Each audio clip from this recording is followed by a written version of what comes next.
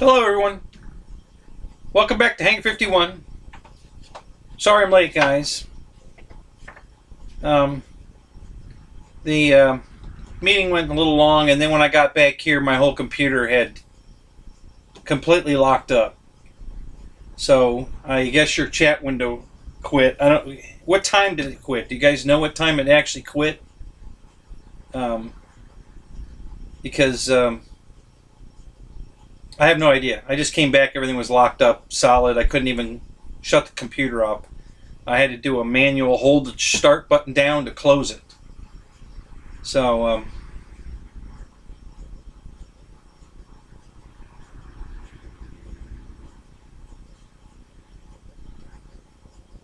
right, Tara, Farmer Man, Michael, glad you guys are here.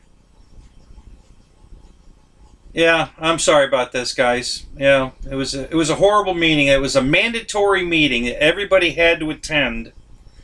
And only 6 people were there. 8 people didn't show up. So my boss was really pissed, and I'm pretty pissed. I want to work at a store where we're a team, and we're obviously not a team. You know, when 8 guys don't show up to a mandatory meeting, that ain't a team. So a little disappointing. So, but I know you guys are going to cheer me up, so let's get on with it. So, shall we? So, what shall we talk about tonight, guys? Throw some stuff out at me. Let's see what you guys want to talk about, because I'm open for anything tonight.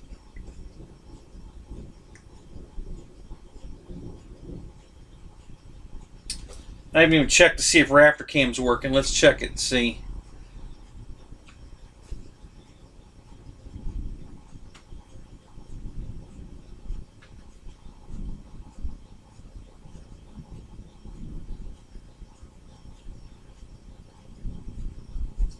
Yep, Raptorcam is working and it's live. Hey, how about that? That's good.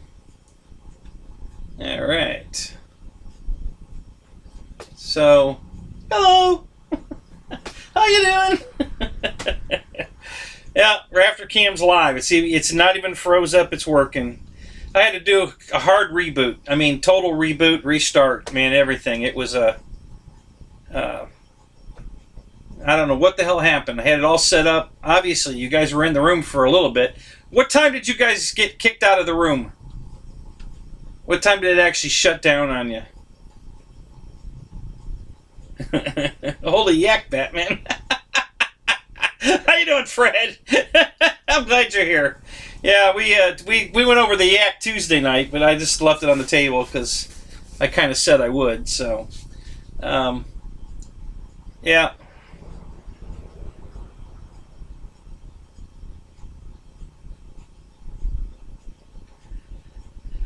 Wow, that's a good question, Tara. What temperature do batteries start being lessened? Man, I honestly can't give you a temperature. I don't know. I can tell you most of the time my batteries are warm when I get them out of the plane, but I can easily hold on to them. They're not so hot that I have to put it down because it's too hot. No, my batteries never get that hot. And yet they still puff. Okay, if it's one of the cheaper packs, like I was talking about Tuesday, with when they're lying about the C rating and that kind of stuff, then yeah, it's going to be it's going to puff. So.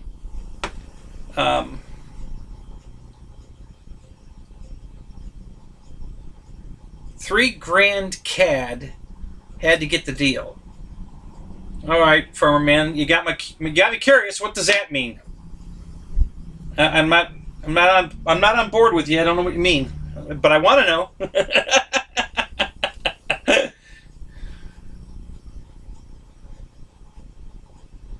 Turbines.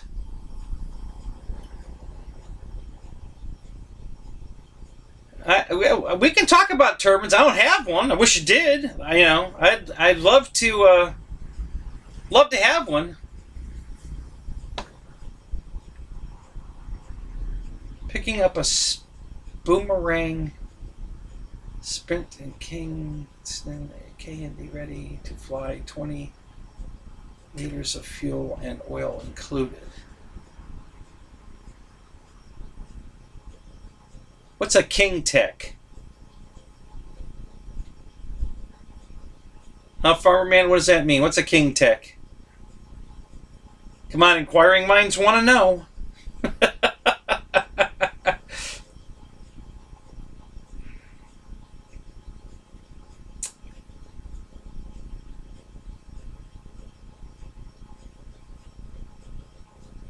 You bought a second one? You've got 2 turbines coming now? Holy crap. Will you adopt me? I can be your plane caddy. I'll carry all your stuff out to the flight line for you.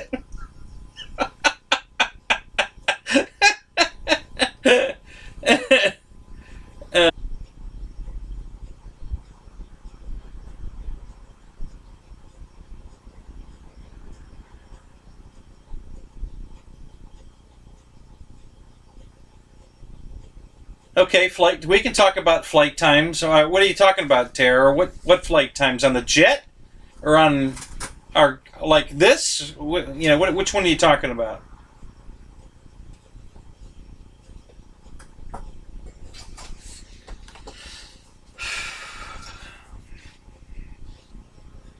Which plane is it? Is it the HSD Viper? Or is it something else?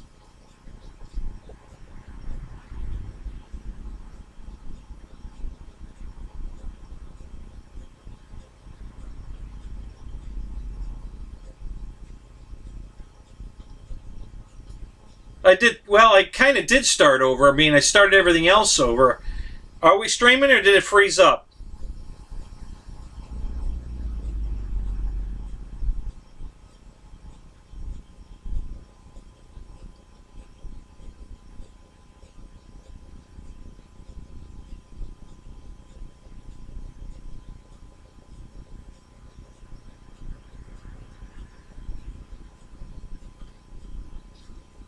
Does 32 degrees shorten flight time? You mean the battery packs at 32 degrees Fahrenheit? Is that what you're telling me?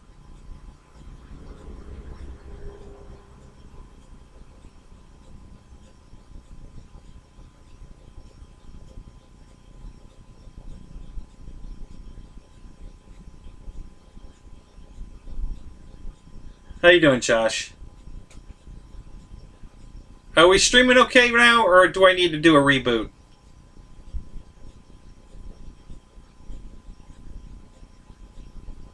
It seems like we're okay.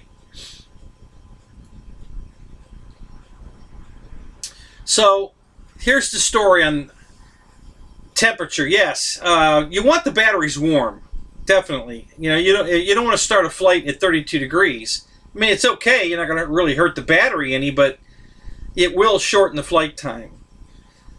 So you need to, if you're flying in 32 degree weather, you need to start your car with the heater on and put your battery packs in the car. Warm them up. Get them up to, around 80 degrees is good. Anywhere in the 70 to 80 degree range is going to make it fly better. Because until the battery warms up, it's not going to perform.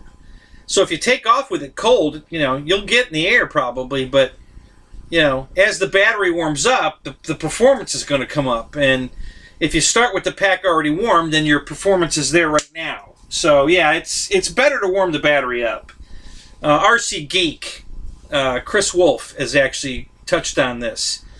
He leaves his batteries on his dashboard in the car, so the sun's beating on them and warming them up.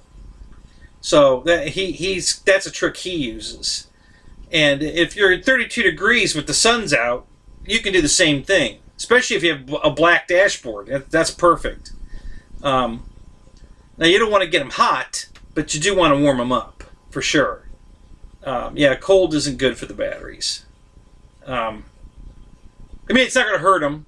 a lot of times people store them in a refrigerator, but they're not going to fly at that temperature very well. You gotta warm them up first. So.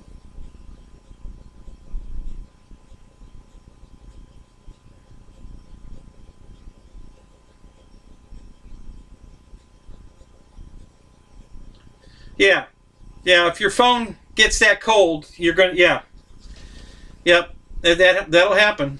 It's I really don't understand all of the logistics of it. I just know that the components don't want to be that cold, especially in a phone. So yeah, but they don't want to be hot either. If you leave your phone down here in Florida, if you leave your phone on your dashboard on a sunny day, your phone's going to shut off. It's going to overheat and shut off. So it doesn't want to be too hot either.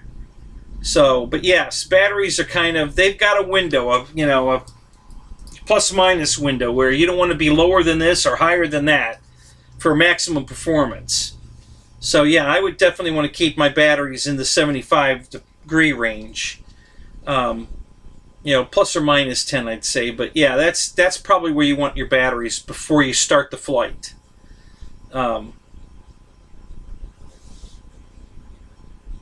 Hey, wow, we're up to 20 degrees. Oh my God, I just can't believe it, for years. I mean, isn't this unusual for you guys in the last few years? Mid-November, is it still getting this cold in November in the previous years, or is this because this is what it was, 30 years ago up in Ohio. We would have these temperatures in November, but it's been moving farther and farther into the next year where we don't get cold up, because I still talk to people up there, and they weren't getting cold till January. We used to be cold in October. We had snow in October. We used to play football on Halloween in the snow, and we would play football on Thanksgiving Day in the snow. So, but that hadn't been lately. That hasn't been the case at all. It's been pretty warm until there have been a lot of Christmases. We didn't have snow for Christmas because it didn't snow till January, February. So it just seems like it's awful cold up there early again, like it's going back the way it used to be. So yeah, Tara, just you don't want to overcharge the battery to warm it up. That's not a good solution. But find a way to warm it up. Maybe a heating pad. If you've got an electric heating pad, either a battery one. They make those battery powered socks, would be perfect. Plug the socks in, put the battery packs in the socks, let the socks warm the battery up. That would be perfect. I know the hunting socks, they are battery powered. So yeah, you could do that to warm a battery up before you fly it, and that would work perfect. I would warm it up first and then peak charge it. Make sure it's warmed up first and then peak charge it before you fly it. Just to make sure you're getting the maximum out of it, because the cold could drain some of the power out of it. I always peak them right before I fly them and make sure they're all at 4.2 or slightly above, like 4.21. Not much over that. I have accidentally put the charger on high voltage battery and it went all the way to 435. That's what happened at one pack where the center cell blew out. But other than that, I haven't heard any batteries doing that. But I don't do it anymore. I'm very strict about not doing that anymore. After that one pack blew. But I do try to make sure they're at 4.2 before I take off. I don't, 417. It's just lost flight time. I don't want to start there.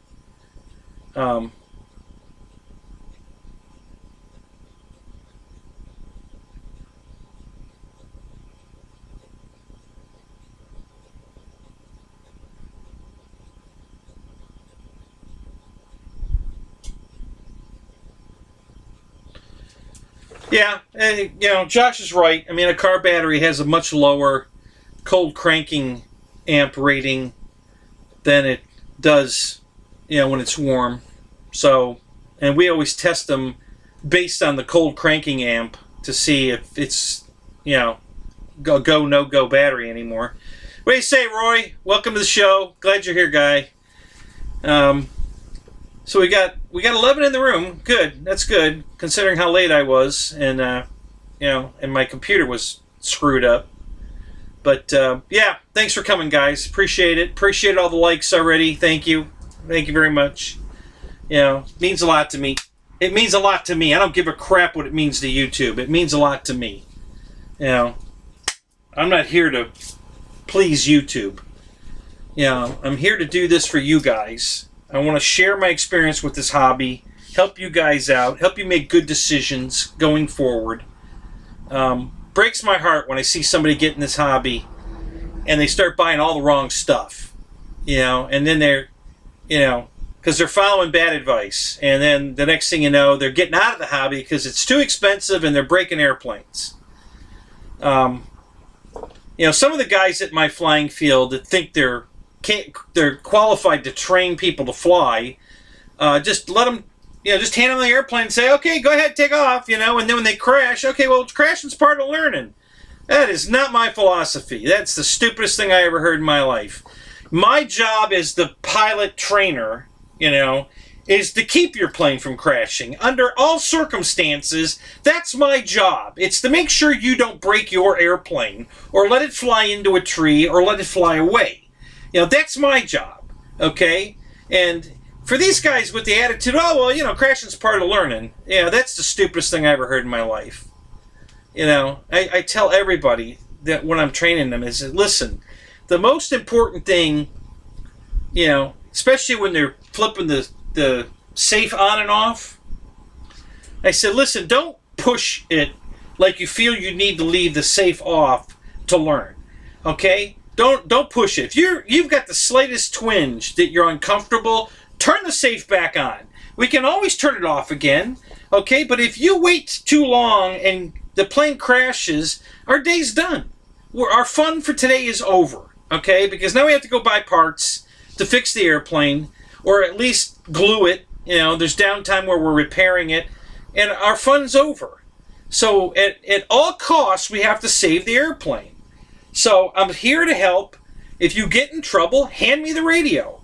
Turn the safe back on, or hand me the radio, but don't say I got it, and then 5 feet from the ground say here, because then our day's over. I can't save it 5 feet off the ground. And if you just don't let your ego get in the way, we can fly this thing all day long, and you're going to get a lot of stick time.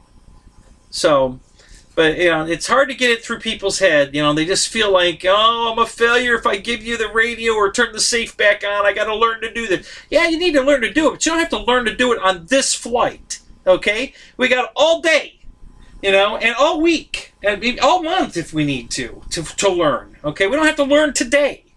So let's save the airplane so we can keep flying it. That's the most important thing. So when I see these guys, oh, well, crashing's part of learning, that's the stupidest advice I've ever heard in my life.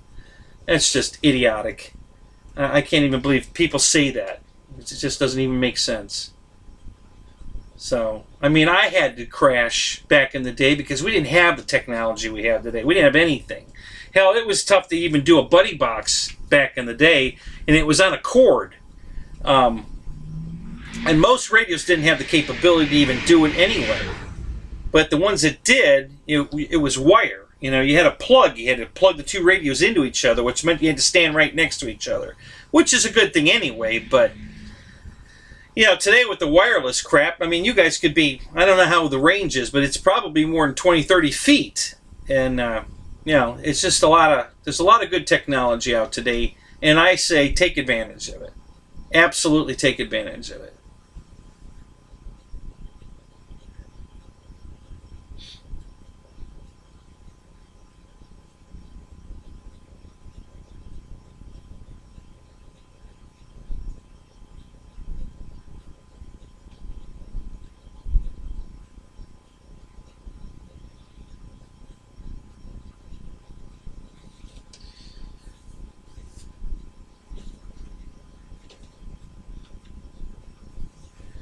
So you're keeping your car running while you're charging batteries, Michael? Yeah. Well, see, then it's warm. So you should put the charger inside the car and charge them in the car. Keep the car warm, and, since you run the car anyway, and charge them in the car. That way they're warming up at the same time they're charging up, and when they're ready to charge to go, you're ready to go, and you're good to go fly. So, yeah, it's a good idea. I used to have to run my car too. There's been days out here, we get cold.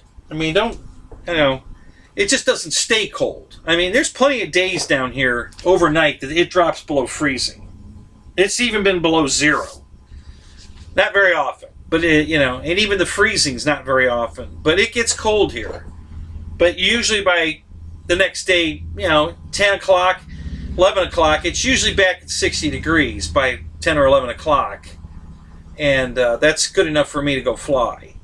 But in the meantime, everything's cold. If everything's been in your car all night or and you weren't running the heat or whatever, things get cold and you got to warm it all back up. Including the battery, the transmitter's got batteries in it too. Don't forget that. So if your transmitter's sitting in the cold, those batteries are going to suffer as well. They're going to lose some charge. So your total flight time capability in the radio alone is going to diminish. So all those things are factors you got to keep your eye on the ball there.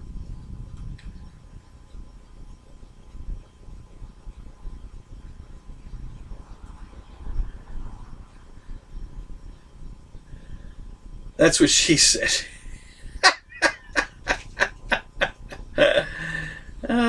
So a lot of times when I'm teaching guys to fly, even after they've got it, they can fly and they're fairly comfortable, they still want me to stand there just as like a security blanket, and I have no problem with that. I keep telling guys that they'll worry that they're taking my time up, that I'm not going to be able to fly my own planes because I'm too busy flying with them.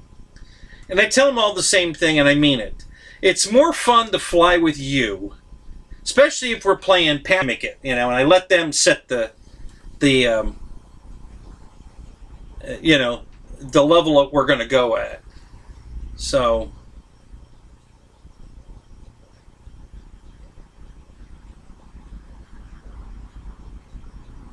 am I back? Did it freeze? I see it froze again. Yeah, I'm getting a message here that OBS reconnected successfully. So I don't know why it's doing that. I'm not dropping any frames. No packets are lost. I don't know what's going on. I don't know why it's doing this. I did a reboot of the whole computer, which had to restart. I'm using Chrome for the stream. So I'm not sure.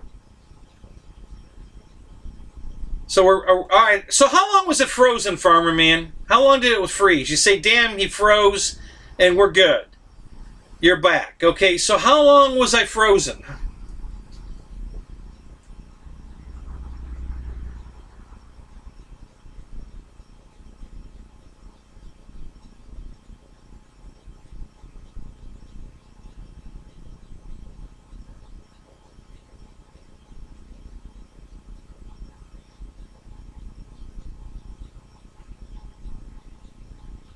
What's a boomerang sprint?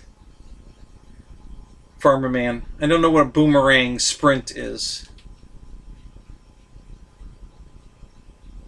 So it froze for 45 seconds. Okay. So you probably missed some stuff in there.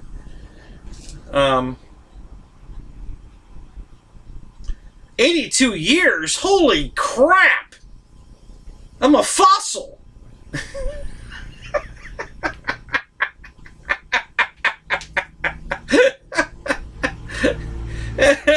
They're gonna get my DNA out of the ice with a big long needle, and they're gonna, clone me. Jurassic Kenny.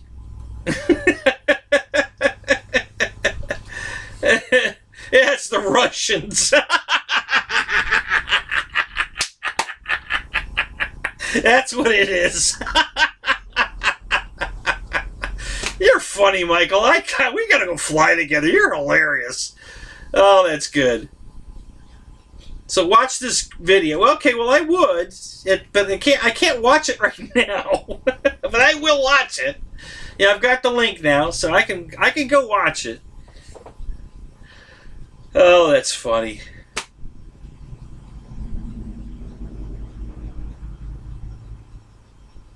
Yeah, technology changed in the 82 years I was gone. Yeah. Well, tell me what we're doing now that I'm way behind on. I can't wait to hear it.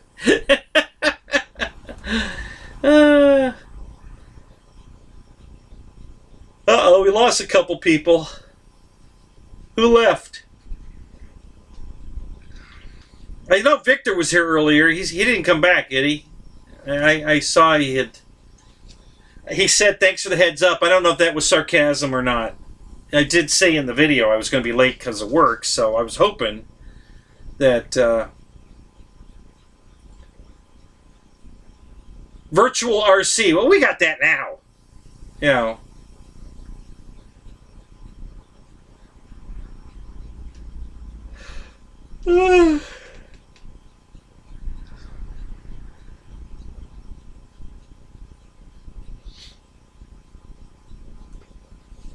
Over a minute there, huh, Roy? Yeah. All right.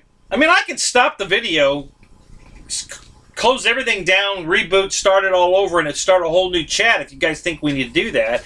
I don't have a problem doing that. If you guys are going to hang around, you know, I'll just shut it all down, start over.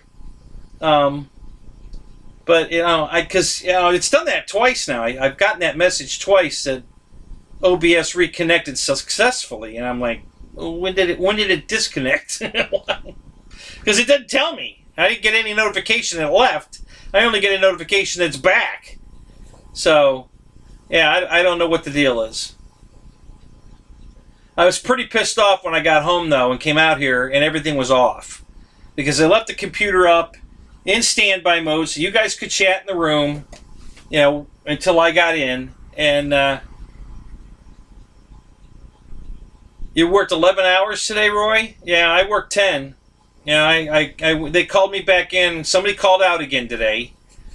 I worked from 9 to 2, and then they called me back in. So I went back in at 5:30 and worked till 9:30, and then we started the meeting. And I was in the meeting till almost 10. And got home. So yeah, I was right at 10 hours.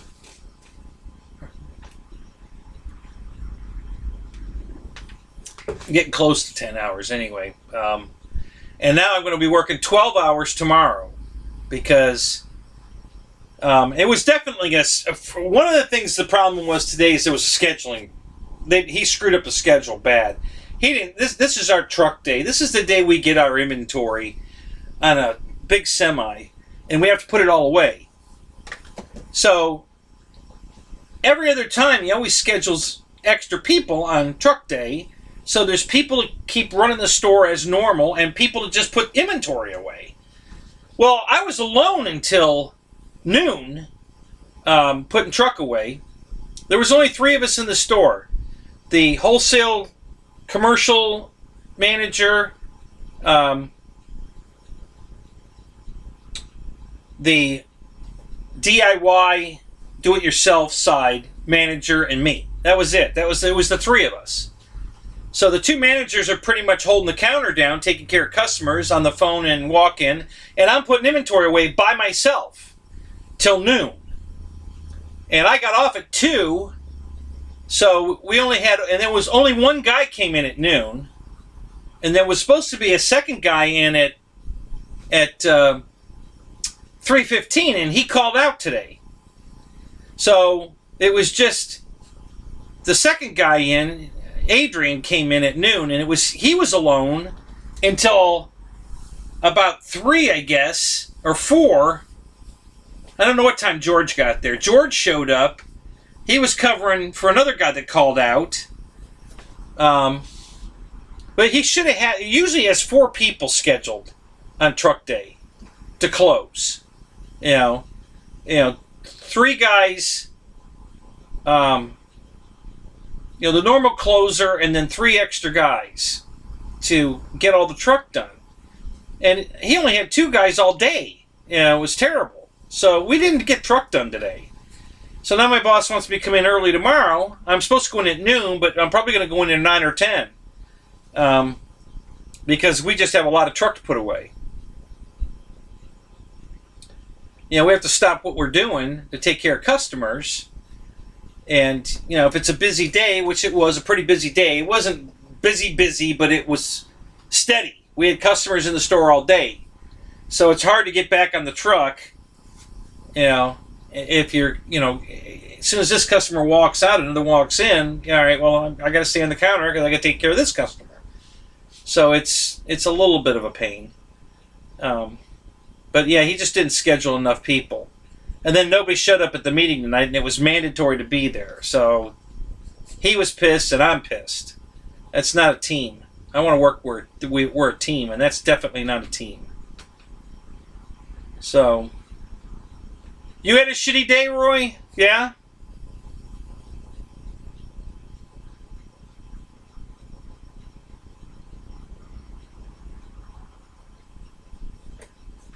Yeah, I'm in that running, guy, with the most planes. Definitely. I'm at, Jesus, after I started counting all the ones that I forgot about, I'm up to 70 planes. I completely forgot about all these planes out here and in the barn that were given to me, and the ones that are still in the box. And yeah, so I got about 70 airplanes now that I'm sitting here looking around in here. And like, oh yeah, I forgot about that one. Oh crap, I forgot about that. Oh shit, I forgot about that one. And then that one and that one. Oh Christ. Yeah, I found 10 extra planes just like that. So yeah, I'm at 70 planes right now. Give or take 1 or 2, but I'm definitely right there at 70 airplanes. And I'm on the, I got 3 of them in the cart right now to buy at 2 different places. Nope, 3 different places. So, just waiting to pull the trigger. Got some good bids on the new hangar, by the way. I could share that with you. So, I was originally wanting a 50 by... Well, originally I wanted a 60 by 80. That was what I wanted. And then 2 places that deal with this said they can't go wider than 50. So I said, okay, 50 by 80. I'm okay with that. Let's go 50 by 80. They said, okay. So the one place quoted me 80 grand for everything. Concrete, labor, everything. They do the permitting, the whole 9 ball of wax. I don't do nothing. Just shell out $80,000. And that was for a 50 by 80. And I said, no, you're crazy. I can get it way cheaper than that. And it was a local place. I don't know if you're familiar with it or not, but there's a very nationwide known company called Morton Buildings. And they're probably the benchmark for this stuff.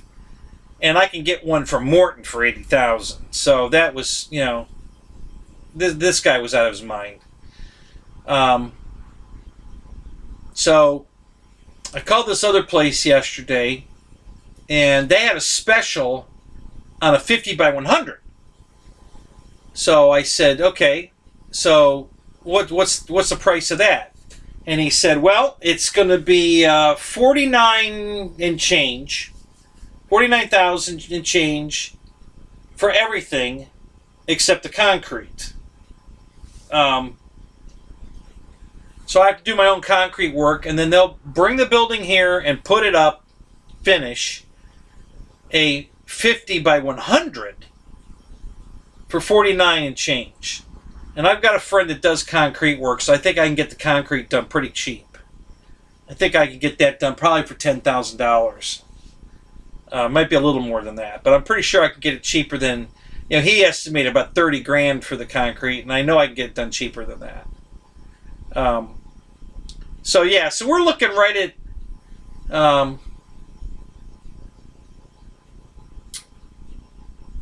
about 65,000, I think, for the 50 by 100. And that's a good price. I'm not too unhappy with that. That seems pretty reasonable. But if, I've been trying to sell my ex-wife, on we build a big apartment inside the garage and live in there instead of building a house, because if the living quarters and the trailer's still sitting here, the county doesn't know what's going on, and as long as the trailer's still sitting here and I'm just using it as storage, they think we're living in the trailer and the garage is the garage, and my property taxes aren't going to go up. I mean, they're going to go up a little bit for the garage, but they're not going to go up like I put a brand new home on the property. So, and they don't have to know, But I can't sell her on the idea, She just never understands anything I tell her when it comes to this stuff. So it's looking like I'm going to downsize the garage, and we are going to build a house. So I'm okay with that. Whatever she wants, I'm okay with. So I got a second price from the same place for I think it was either a 40 by 60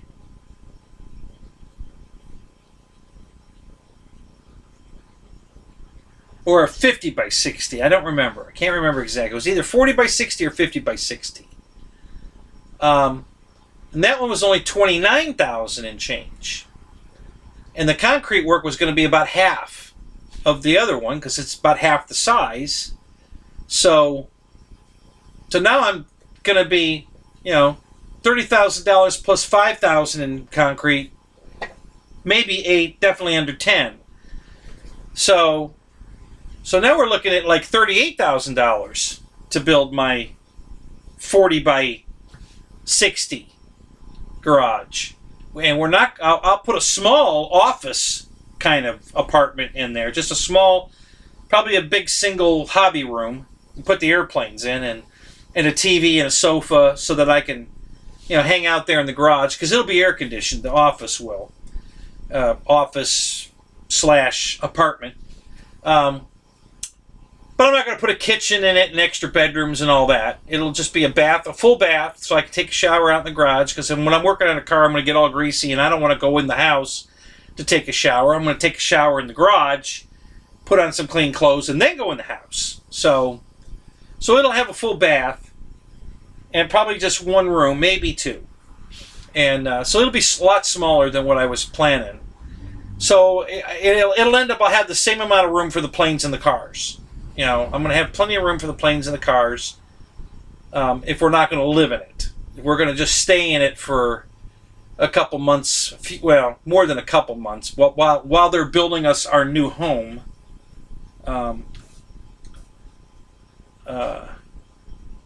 So that was the plan. So she's got to think about it and make a decision whether or not we're going to do because I was going to build a full house. Probably about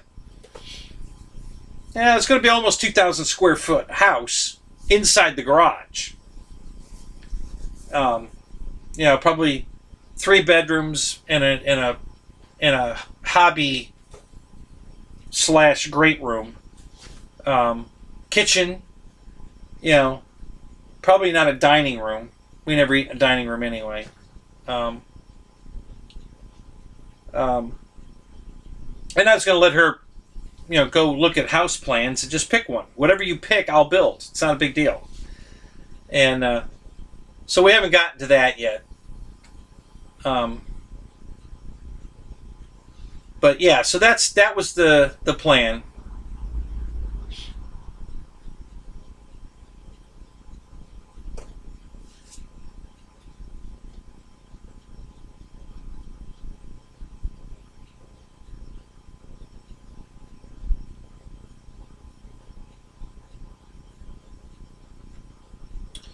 You're going to take... What, Fred? You're going to take planes, the beginner planes, and fixed gear EDFs up to my oldest daughter for them to have or sell. Make room for any new ones.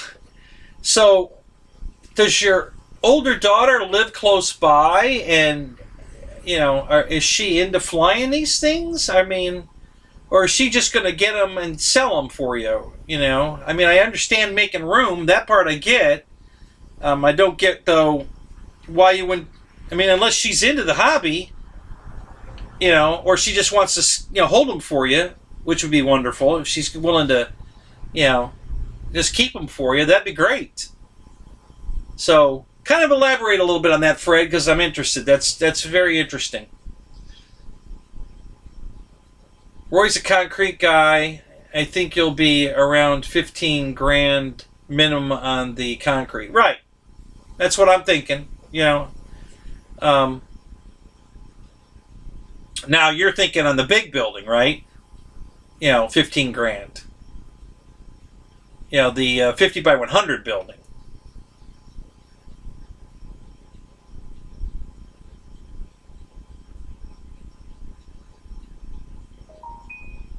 You have a truck with a gun. Okay, Josh, are you messaging me? I just got a message. Who's messaging me? Let's look. No, I got a YouTube notification. Okay. So anyway, yeah. So my numbers are coming in way better than this guy with his 80 grand estimate. I mean, I know I can have the building for 70 grand, a 50 by 100, not a 50 by 80 for 70 grand.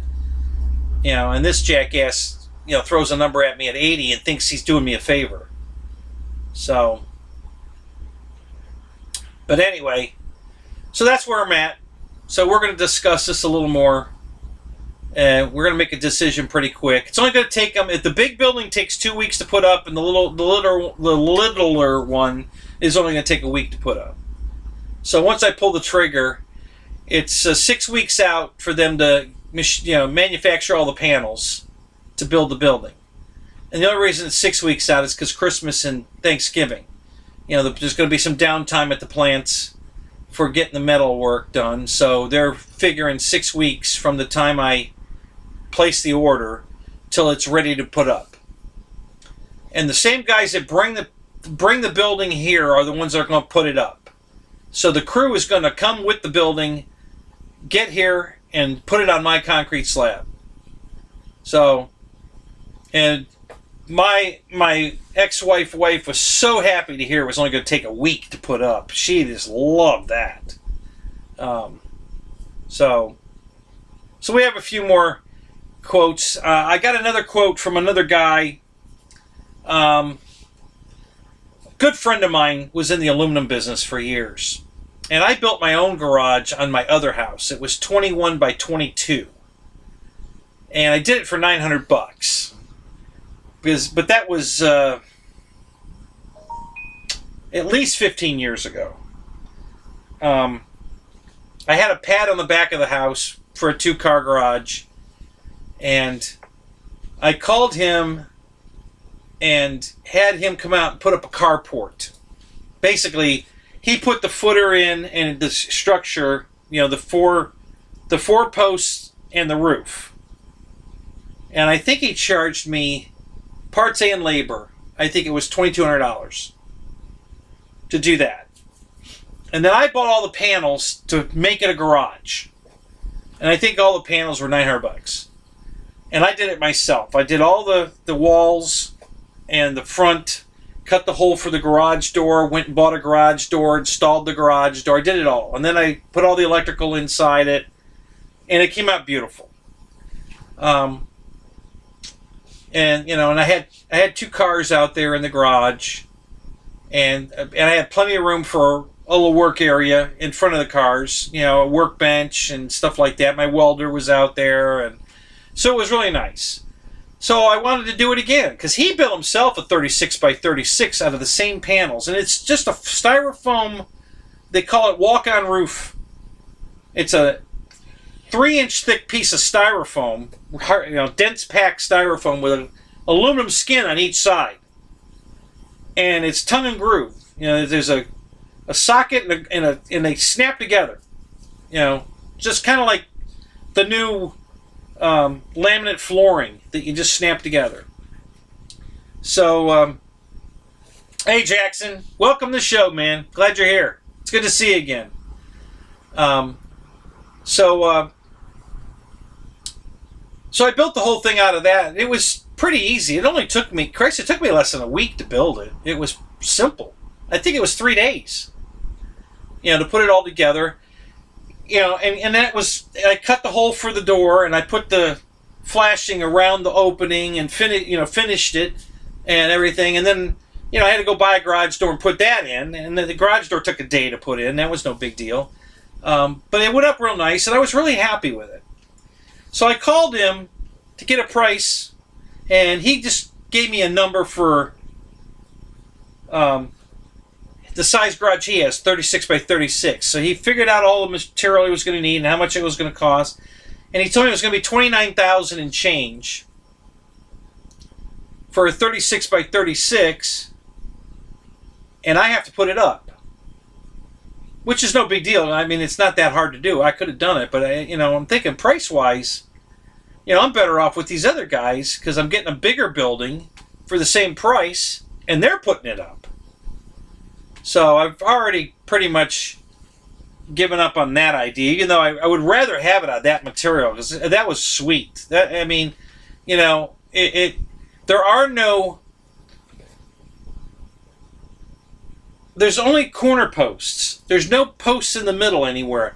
No, there's only a couple of trusses, and they're just to the main I-beam. There's no, webbing below or anything. So you've got all that height all the way to the A, frame of it, and to the peak. Nothing below the peak, and it works out great. And then you can cut holes in anywhere you want. You can cut a hole right through a seam if you want, where they tongue and groove together. You can cut a door opening right through the seam. It doesn't matter. You can cut a hole anywhere you want for windows, doors, whatever you want to do. And just install the stuff. It's simple. It's all hurricane rated. Nice stuff.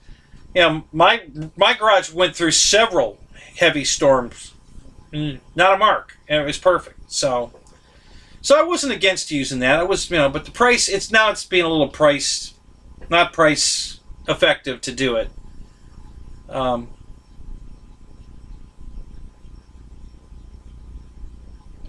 Son-in-law is a little into RC, and her brother-in-law is a pilot and in RC, and she's starting a resale store. Oh, I get you. Gotcha. All right. Well, that's cool. So they are, if they get your old plates, they're probably going to fly them. I mean, she might sell one or two of them off, but it sounds like they'd probably fly them, at least for a little while. Maybe they'll fly them for a few years, and then they'll sell them. So that's cool. That's good to know, Fred. Interesting. Definitely. Jeff! Welcome! Glad you're here.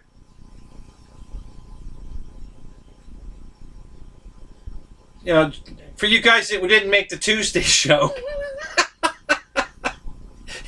Jeff left the show. It was a 7-hour show, guys. We were from 9 to 4 in the morning. And we had a lot of fun.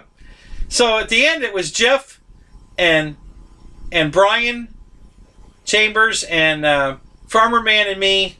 And we were having a good time. And then Brian said he was going to leave so I could eat my dinner because they knew my dinner was sitting in the house. And I laughed. I said, "Oh, no, don't you go anywhere. I'll go get my dinner. Hang on a minute. I'll be right back." I had a steak and a salad. So I brought it out here, and I was eating my salad and steak right here. So they stayed. And then finally, Jeff, I don't know. Jeff, did you fall asleep or did you just leave? I don't remember. But he come back about 3 o'clock, I think, 3 a.m., and he says, "Holy crap, you guys are still here?"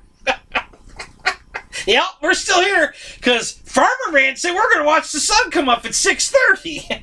And I was in. I was game. I was off the next day. I didn't work Wednesday, so I could stay up all day. I didn't care, But we all got tired at 4 o'clock, so we called it. That was a 7-hour and a few minute show. So And I've already gotten a message that I set the bar pretty high on that one. So yeah, I don't think Pilot Ryan or Wes are going to beat that one anytime soon. But I'm not throwing down a gauntlet or anything. But if they want to go for it, it's okay with me. It's really not a contest. But somebody had made the comment that I set the bar pretty high. So we had a great time, though. We were talking about all kinds of stuff. At one point, we were talking about boobs, and Photon wasn't here, so he missed a good show.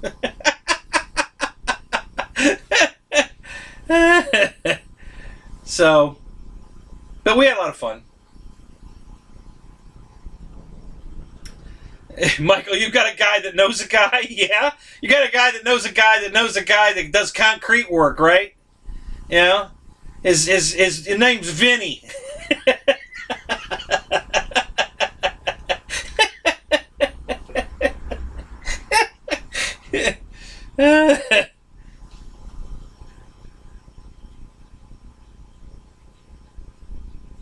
It's not a confession, but I'm so confused. What are you confused about, Jeff?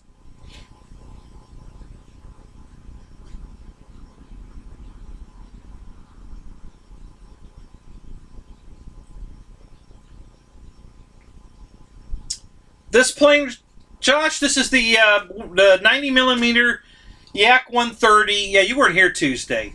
I know why now, after seeing GB's show. And now I know why you weren't in my show. Thanks a lot, buddy. Just kidding.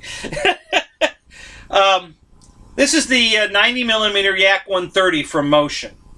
It's a free wing plane, but it wasn't originally a free wing plane. It was a Ready to Fly was the company that made this plane.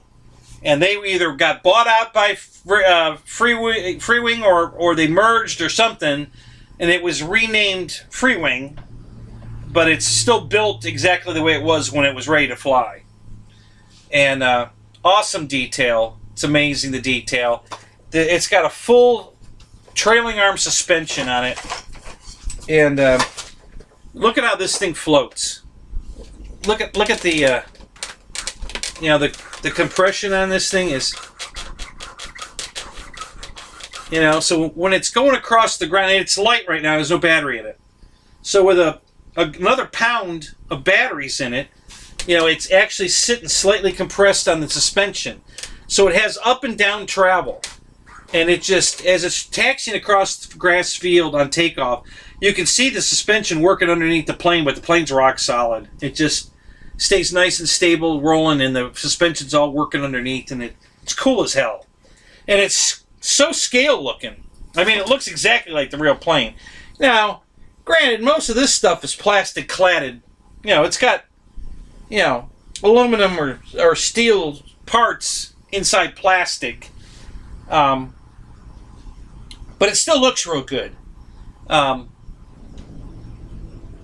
this is a copy of the plane that Ultimate Accuracy video I told you guys to watch, where the guy built a quarter scale identical to this. This is the paint job from his plane. His picture's on the box that this plane comes in, because he's endorsing this plane, as a, I don't want to call it a copy, but a representation of his plane. And so he actually endorses the plane, but it's amazing.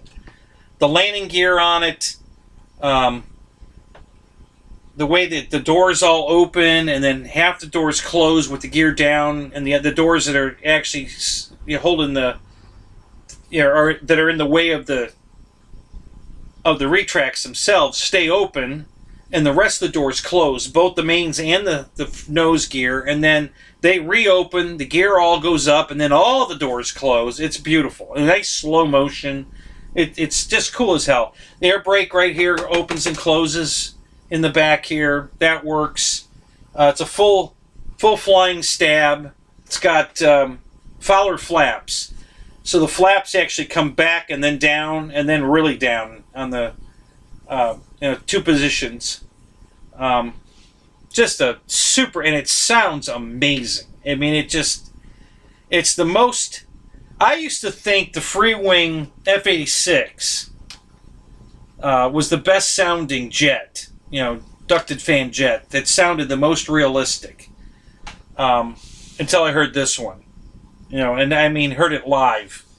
And I've seen some videos, and the videos sound good, but on video the F-86 is the best sounding one I've ever heard. But now I've heard the F-86 in person because one of the guys I fly with has it, and oh my God, this thing sounds amazing.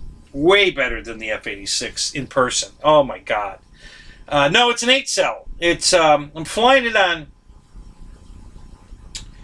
2 4-cell packs, and they're 45C, 4500 milliamp 45C, and they're in the plane in series, not in parallel. So it's still 45C. But it's 8-cell or 8S, not 4S. Now, Tuesday night, I think it was Fireman. The Fireman, isn't he the one? Roy or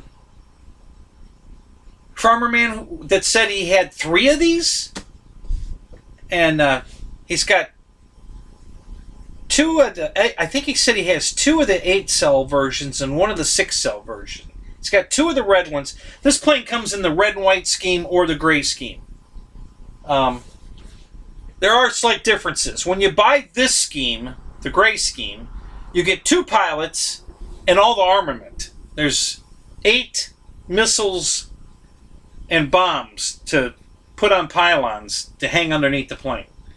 And the missiles and the bombs all magnet to the rails, but you have to, the way they design it, you have to glue the rails on. And I didn't want to do that. If I put the rails on, I'm going to put them on with magnets. I'm going to add magnets to the rail and the plane, and the rails are going to be magneted on, and then the rockets and bombs will magnet to those.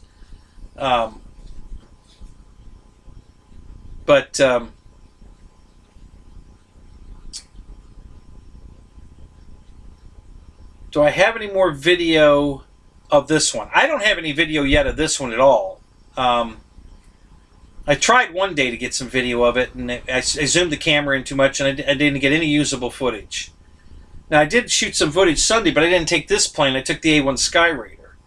So I have no personal video yet of this plane, but I will. I'm going to start doing a lot more video stuff. I'm getting... Because I don't have a cameraman. I got to do it all myself.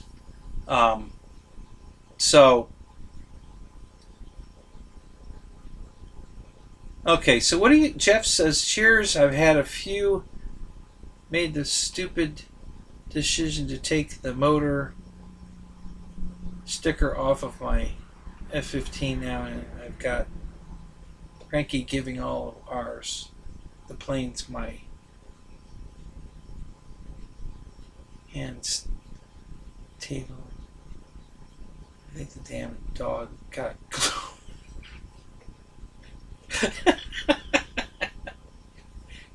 Oh my God, Jeff. Yeah, keep him away from the couch till the glue dries.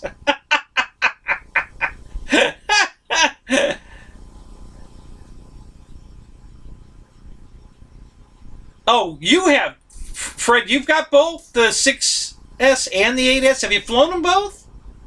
Or are they both 6S? And have you flown them?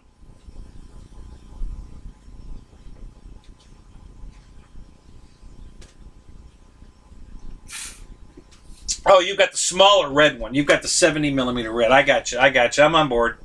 I got you. Okay, so have you flown the 90 with the 6S? How does it fly?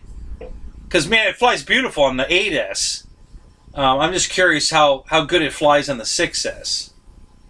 Because it's a heavy airplane. You know it's heavy. I mean, you own one, so you know. This son of a bitch is heavy. Damn. Yeah, I didn't really think it would... Yeah, on grass fields, I thought it would be pretty hard to get it in the air with a 6S. Pavement, I didn't see a problem. Got an easy takeoff roll. You can get it up to speed and get it in the air. But off of grass, with all that extra drag, I didn't think it would. It takes off like my Avanti, but it's 8S. So I'm thinking 6S. It's going to be a roll. Quite a roll to get it in the air. So I was a little concerned about the 6S version. Hey, Eric, I just noticed you're here. You can't stay long. Why not? Yes, Fred. Russ Jet. Yeah, that's the Russian jet guy. Yes, that's the one. I'm assuming you've seen the video.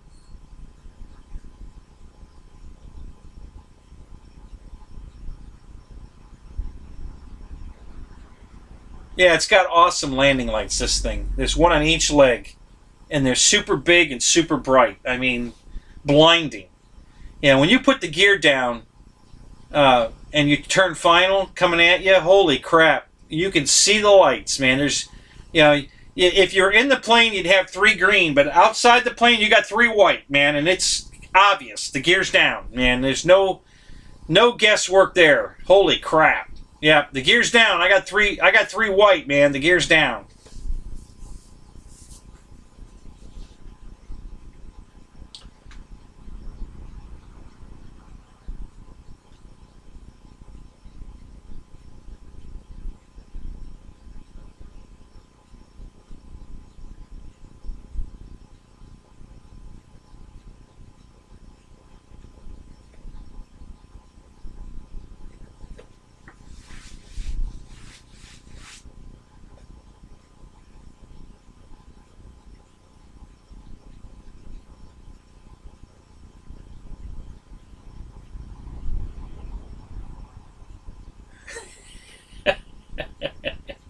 Yeah, Roy was around for the boob talk.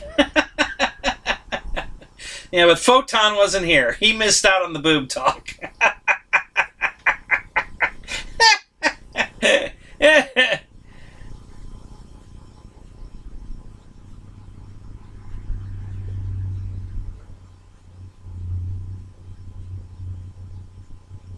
Yeah, it's a beautiful jet, Fred. I know. Man, I tell you, it was... Been wanting to pull the trigger on that plane for years, and it was just a hard pull because of the price. It was damn expensive. And I actually got this one out of the scratch and dent motion because it said, unopened or factory fresh plane. No, not a return. But they claimed that the landing gear didn't work.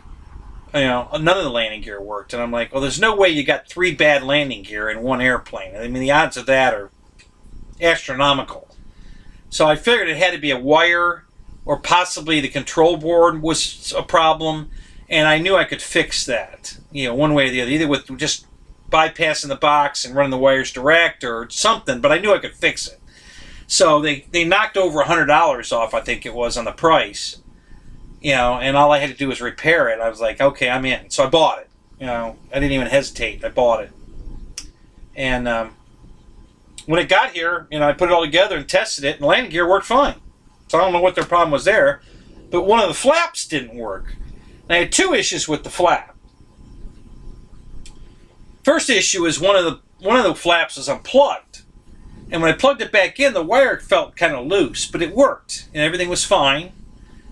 But the first day I took it out to the flying field, that same flap quit again. And I got a little nervous. I don't need that quitting in the middle of a flight.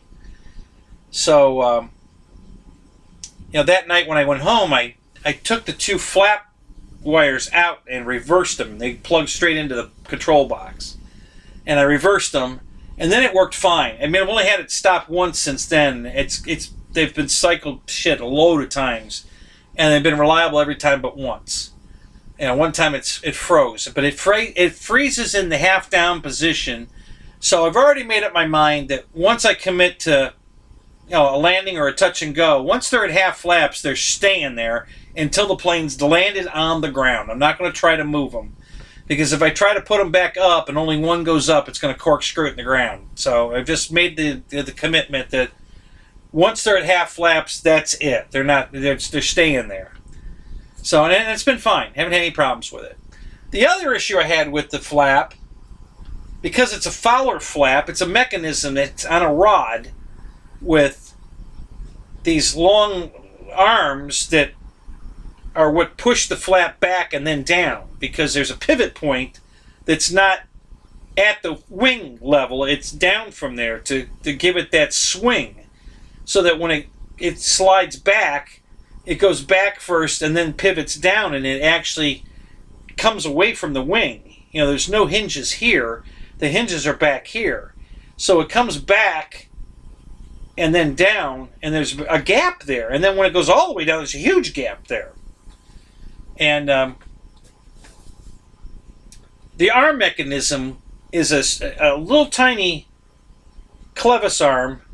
It's aluminum on a shaft. It's probably stainless. And there's a set screw in it. And the set screw had backed off. So there was play in that arm where the set screw sits. And so the one flap wasn't going down all the way. I mean, it was, but if you put any pressure on it, like the wind would be blowing on it, you could push it most of the way back up. You know, it wouldn't stay down, hold down, because that screw was loose. So you literally had to fix it. You have to tear it out of the airplane. So I took an X-Acto knife and I cut around all the areas where the glue was so that it wouldn't pull the paint off. And I pulled it out of the wing, and I had to remachine that screw. I rethreaded it and put it all back together, put some Loctite on it, tightened it up, and now it's perfect. I had to glue it back in the wing. So that was what I had to do to save $100. Steal in half. That was the deal. No problem there. Not the least bit upset about that deal at all. And now she's fine. Everything's fine. And it flies fantastic. And even Fred just told you, it's a beauty. It really is. It's a super airplane.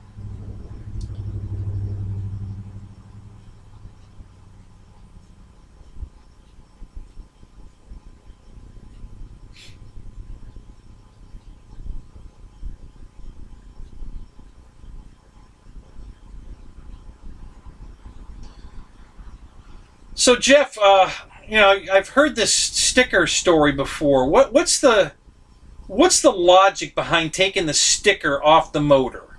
What are you guys thinking you're gaining by taking the sticker off the motor? I didn't understand why you would do that. So enlighten me, please, because again, inquiring minds want to know. I don't know why you're taking the sticker off.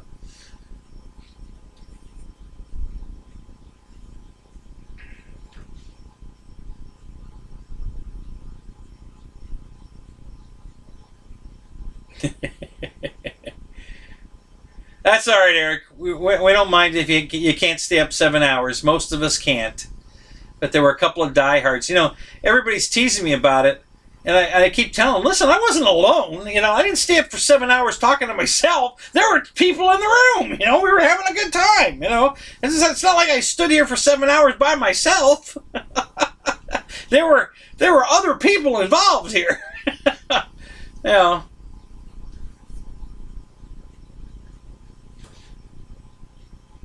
Show you another bird. All right, well, I'll go get one in a little bit, Michael.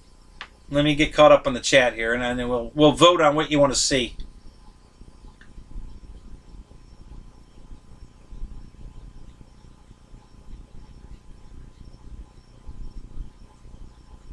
All right, everybody start throwing out, suggestions. Don't worry about what I have. Just throw out what you want to see. You don't have to specifically say a brand or a size, but, a Mustang, a Corsair, pick a plane, any plane. Throw it in the chat. It doesn't have to be a real plane, model plane. Like I said, I might have it. But pick a plane, and then I'll find out which one I go get first. I can go get them all if we want to stay here for hours. Because 70 airplanes is going to take a while to go bring out here, set up, put it back, go, But we can play with that. I don't mind. I'll go get planes. But start putting in the chat what plane you want to see.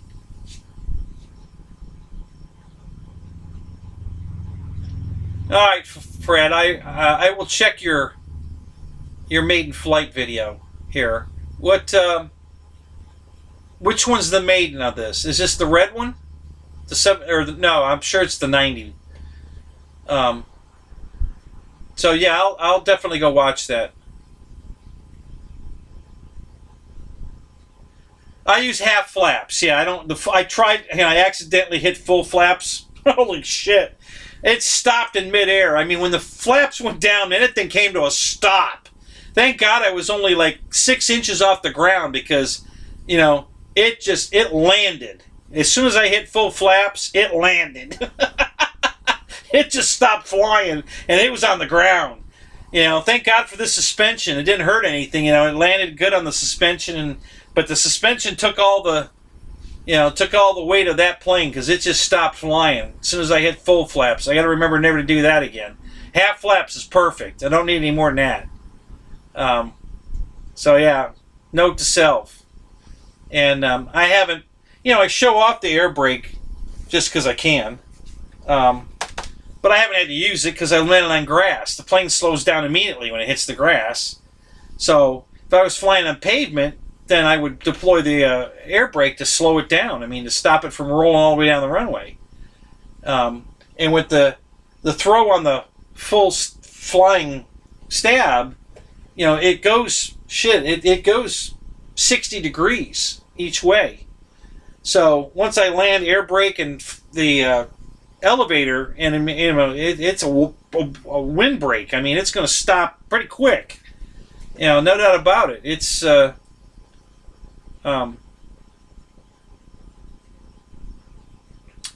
a lot of drag when you throw all that shit out.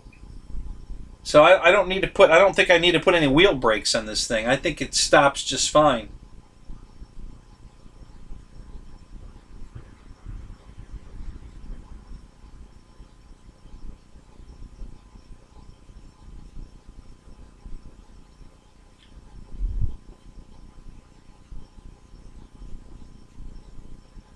So Fred, you have a crash video? Oh, I don't even, do I want to know what you crashed?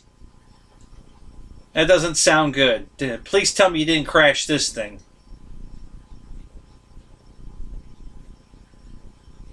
Yeah, Michael, I have a shitload of prop warbirds. That's mostly what I have. Out of the 70 airplanes, I'll bet 50 of them are prop warbirds.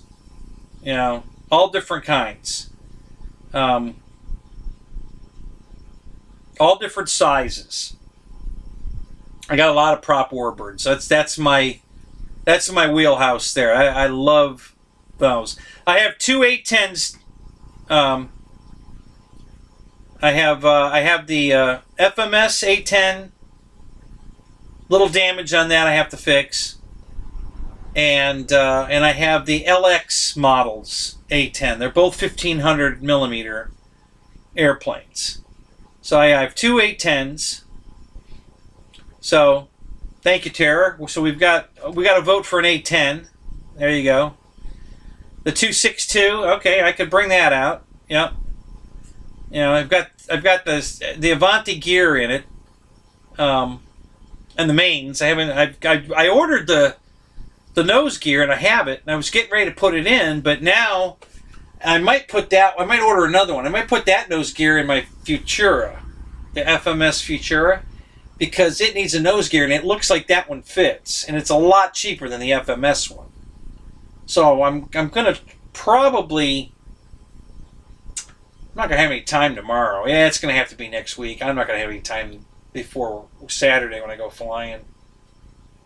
So, yeah, it'll have to be next week. I'll fart with that. But I might put the Avanti nose gear in my Futura. I'll have to see. One or the other. It's going to go. I ordered it to put in this 262, but I might order another one to put the 262 and put this one in the Futura.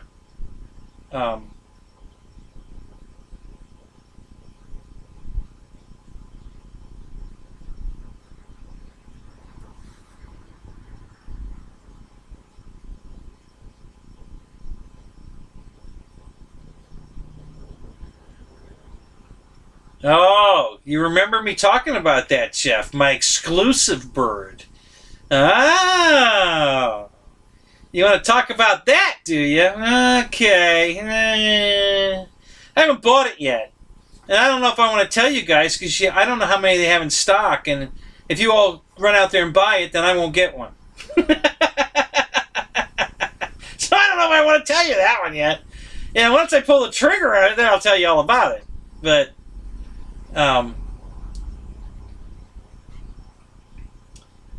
yeah, because it's a screaming good deal. And, so here's my dilemma. I'll tell you where I'm at. You know, because you guys, I've already told you guys I'm on a budget. So I don't have unlimited funds. So I got to figure out where I'm going to spend my money and where it's going to do me the best, the most good. And I'm looking at this jet that I'm looking at, and I'm thinking, how often am I going to fly this thing? So if I'm going to spend all this money for a big jet, how often am I going to fly it?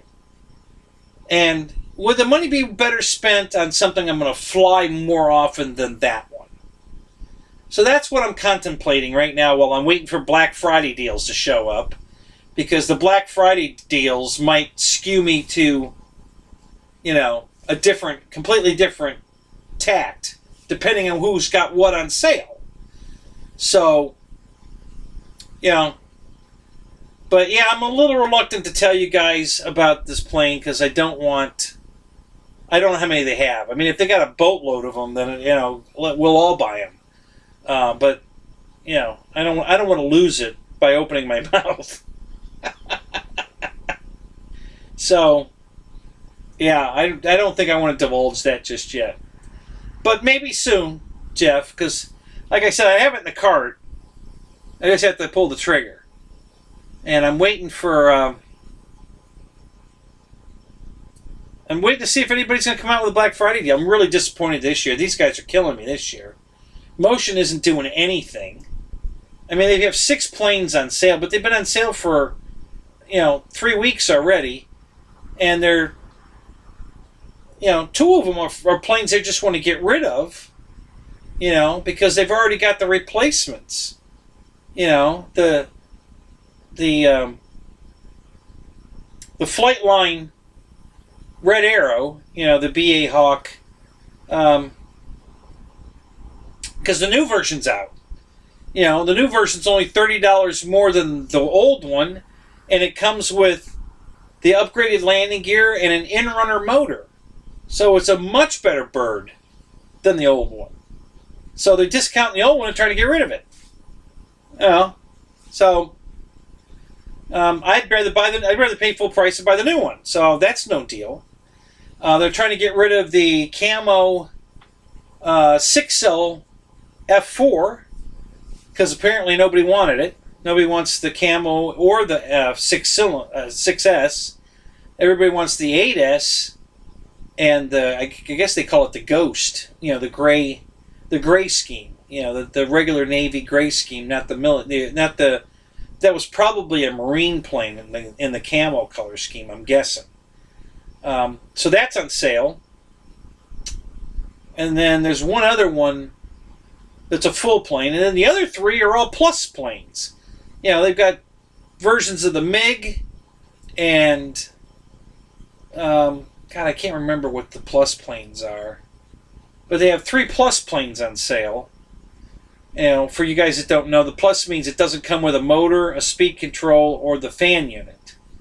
It comes with everything else. And it comes all assembled. Everything else, the wings, all the servos are in the wings, the retracts are in the wings. Everything's together just like you buy it any other time, minus a fan unit inside the plane, the motor to the fan unit, and the speed control. So if you crash your Avanti, I know, I did, you can buy a new Avanti, for instance, in the Plus version, and take your fan unit and your motor and your speed control out of the crashed one and put it in the new one, and you got another full jet. And you save a little money that way. So they have three Plus versions on sale, and that's it. And this company is owned by a veteran. And, Monday was Veterans Day. And he didn't put anything on sale. I was shocked. So, and I've been checking Horizon, and they got nothing. They got 9 planes in the 9 items, not 9 planes, nine items. I think they got a boat and a couple of cars, and a few planes, but mostly Hangar 9 planes, ARF planes. And so they got nothing going on. So yeah, I'm really disappointed, because everybody's been, the last few years, nobody's been waiting until Black Friday to introduce their deals. They're all introducing them early. And not this year. I mean, unless these are their deals, which, are crap. I mean, God, they used to have such great deals. And I got spoiled waiting for these deals again, and now they're not coming. So, I don't know. Hey, Victor. Welcome. I'm glad you're here. I saw your message. I didn't know if it was sarcastic or not when you said, thanks for the heads up. Is that because I, did let you know I was going to be late from work? Or are you being sarcastic because the chat's open and I'm not here? Either way, I'm very sorry. The meeting was terrible. It was completely unconstructive. It was a waste of time because 8 of us didn't show up. It was a mandatory meeting. Everybody's supposed to be there. And 8 guys decided not to come. So we really didn't have the meeting. He did a quick kind of talk, but he drug it on trying to be, I don't know, just chit-chat. And I'm, I gotta go. Can we get this over with? I gotta go. I got a show to do. And then when I got home, the whole system had crashed. Everything crashed. Everything was off. I didn't know what happened. I booted it all back up, and the computer was completely frozen. So I had to do a hard reboot. Hold the start button down reboot. I couldn't get it to do anything. It was locked up. So I just had to hold the start button down until it shut down, and then start it all up again, and restart OBS, and then restart Chrome is the browser I use when I'm streaming, and then reconnect to YouTube and get it all fired back up, and it was a royal pain in the butt. I was pretty upset. So, but anyway, I didn't take offense to your comment. I hope you understand. I hope we're good. You're here, so thank you. I'm glad you're here. It was just one of those nights. It's not going to happen again. I can promise you that. If he schedules another meeting on Thursday night, I'm not going. And I'm going to tell him up front I'm not going. Because nobody came to this one, and he didn't say anybody's getting fired or anything, which I'm sure they're not. So there's no consequences for not coming to a mandatory meeting. So I won't be at another one if he schedules it on Thursday, because I've already told him I'm doing a live show on Thursday night. I can't be there. So if he schedules another one on Thursday, I ain't going to be there. And I'm not going to make any bones about it. I'm going to tell him right up front, I'm not going to be here. Schedule it on another night, because Thursday's no good for me. Unless you guys decide you'd rather be on Tuesday. Right now, you guys have the opportunity to pick. Nobody else is doing a show on Tuesday. Nobody's doing a show on Thursday. I can have them both if you guys want. But if you want me to, if you'd rather me do it on Tuesday than Thursday, I'm completely okay with that. So let me know if Tuesday's better for you guys or if Thursday's better, because I can easily make the switch. It means no difference to me. And since nobody else is jumping on right now, because they're gonna, I'm telling you, there's only 7 days in a week, and there's hundreds of us. So somebody else is going to start a show, and we're going to start overlapping, just like Josh and GB are a little bit. And they worked it out, and that's fine. But, I hate to make you guys choose, but at the same time, I really don't want to shut my show down early, so that the other guy can. Maybe I could be the late show, and so I can run as long as I want. I don't know. But it's coming. We're going to have to make choices here, guys. And I don't want them to be hard choices. I don't want you guys to have to pick between me and somebody else. So if it happens, when it happens, I'll try to work with the guy, just so that we can not step on each other, just like Josh and GB did. But yeah, if you guys have a choice, if you guys want Tuesday instead of Thursday, just let me know. It's fine with me. I'm perfectly fine with either night. Both nights are. I don't even mind doing both nights, but you know, I don't want to take all your time up. But I don't mind. I love doing the shows, so and I love talking about airplanes and all that. So it's fine with me.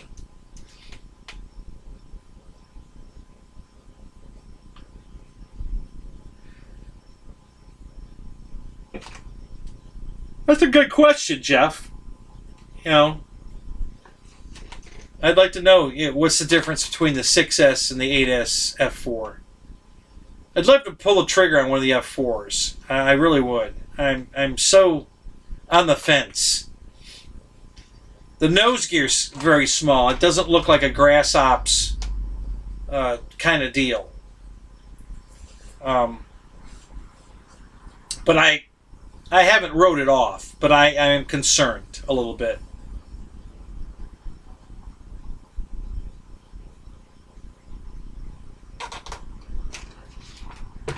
Okay, Fred, thank you. I'm glad. If it doesn't make any difference to you, then that's fine. I did Tuesdays this last week and this week only because the meeting was supposed to be last Thursday and he had to cancel because he had a death in the family, and then he rescheduled it for this Thursday. So I did a show on Tuesday to let everybody know I was going to be late on Thursday, and then I even put it in the title that I was going to be late. I wasn't planning on doing it both nights, but hey, if you guys want me to do both nights until somebody else comes along, I'm okay with that too. I love this hobby. I never get tired of talking about it. So,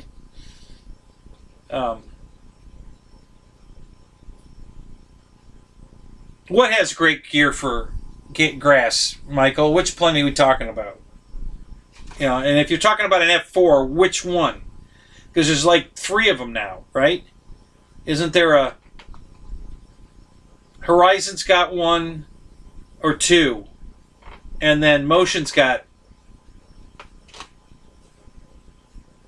Doesn't somebody have a 70 and a 90? And then somebody's got an 80? Or there are 2 80s? For some reason, I think there's 3 different F4s out. I know there's 3 different F-18s out. But for some reason, I'm thinking there's 3 different F4s. I could be wrong.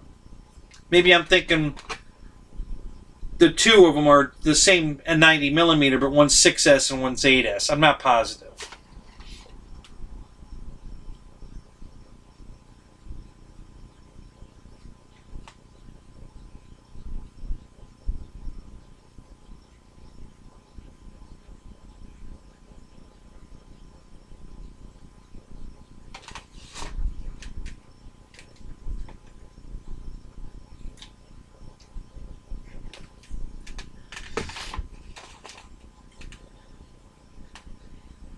Okay, so free wing's the 90, E-flight's the 80, and then... Does FMS make an F4? No, I don't think they do they? I know they make an F-18, but they don't make an F4, I don't think, right?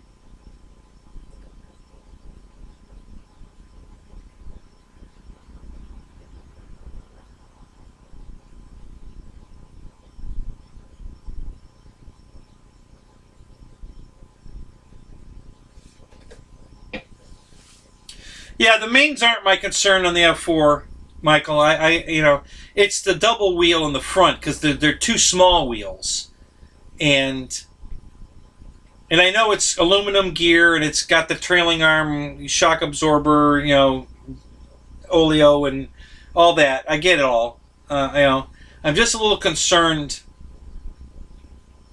because we have sandy spots on the grass. There's spots where there's no grass and you're rolling into a little bit of sand, and I'm afraid the wheel's gonna, because it's such a little wheel, that it's gonna dig down into the sand a little bit, causing the plane to slow down kind of abruptly, and then with that weight going forward and then it hits that tuft of grass to try to climb back out with all the weight kind of from the deceleration going forward, and it's going to really be hard on that nose wheel. And I don't want to. I'm tired of this landing gear crap. I've had so much problems flying these landing gear off grass. I mean, the Avanti's never been an issue, and that's why I bought it. Those big damn wheels and that trailing arm suspension, I knew that plane was going to be wonderful, and it is. But it's all these damn scale airplanes that have these tiny little wheels on them. You know, they're not grass planes. You know, if you got a paved runway, they're wonderful, but I fly off grass. I don't have access to a paved runway. Not regularly, anyway. And I don't see that happening anytime soon. So, even though I want that plane, I'm hesitant to buy it. And I haven't written it off yet, but I'm hesitant to buy it because of the gear. You know, if they put the Avanti landing gear in all those jets, I'd be buying all of them, honestly. Because I don't give a crap that they don't look scale with the wheels down. As long as they're functional, you know. I can live with big wheels on it. Because once they're up, which, let's face it, we love the way the plane looks with the gear up, right? So once the big wheels are up inside the plane, it looks perfect. You know, I can live with that. I'm okay with that. You know, and then when it lands, it rolls perfect because it's got the Avanti shit on it. Yeah, that's my jet.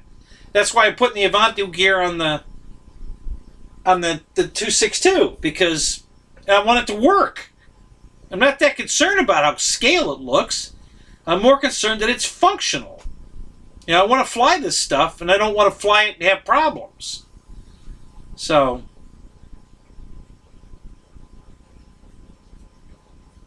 okay, so your F4 is the 90 free wing. Okay.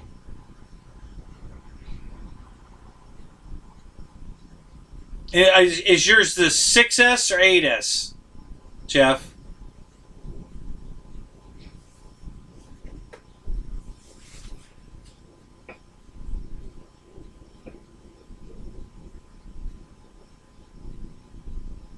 Okay, Victor, thank you. So the F4 and the 18 are from E-flite, are both 80 millimeter. Who's got the 70 millimeter? I think, isn't FMS's a 70 millimeter or is it an 80? I thought theirs might have been a 70 millimeter. I liked FMS's plane because it's got good gear on it. I mean, it looks rugged. It looks solid, which most of FMS's gears are pretty damn solid. They don't make, they don't make crap. I like their stuff.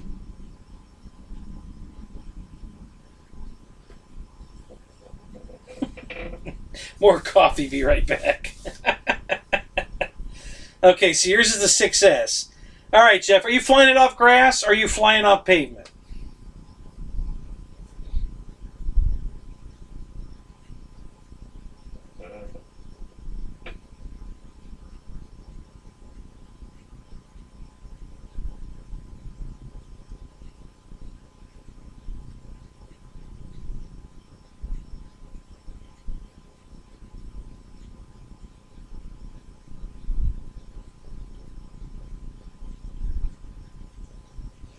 Yeah, Fred, there's a fix for that. You know, instead of bending the gear, they make something called a servo saver. There's a couple different kinds. On the RC cars, they actually put an arm right on the servo that has it's a big round arm with this area coming off of it with holes on each end or in the center for changing the reach of it.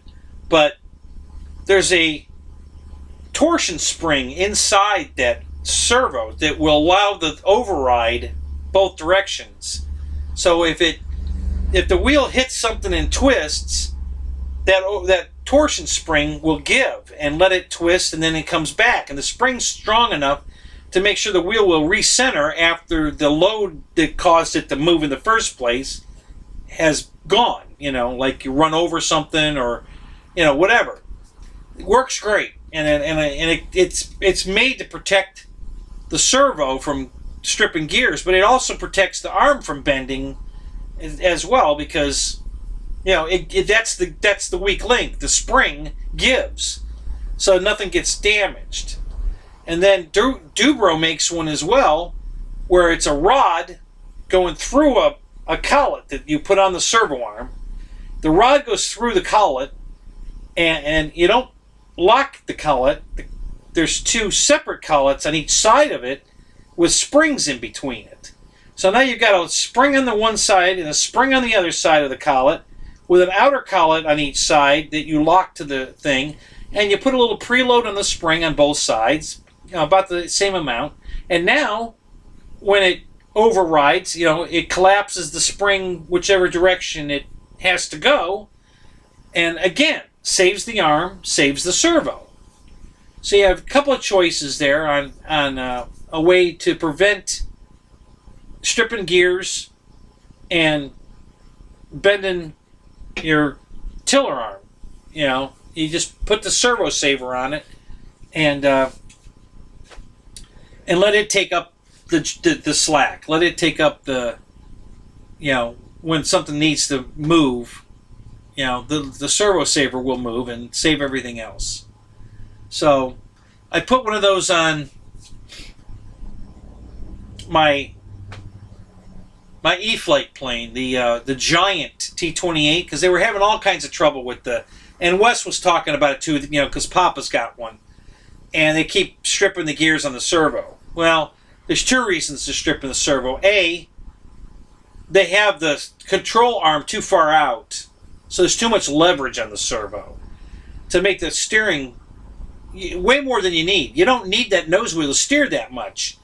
So I moved it in a hole on the arm, which cured most of the problem. I haven't really had a problem since.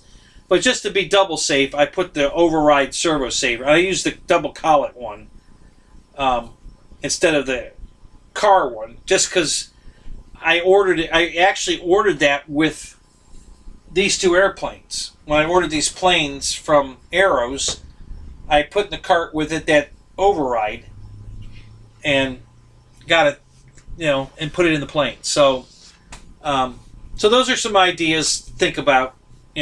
Instead of bending the tiller arm, just put a servo saver on it. You'll probably never bend it again.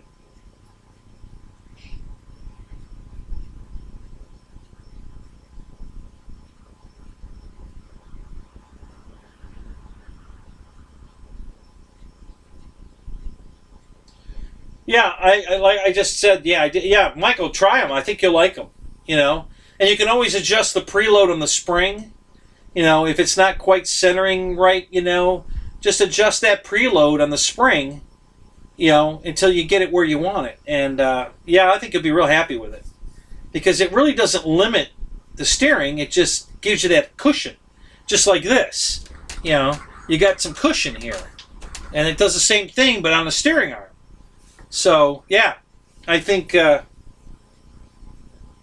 mean, for the money, for the less aggravation, for that little bit of money, it's well worth money, money well spent for sure.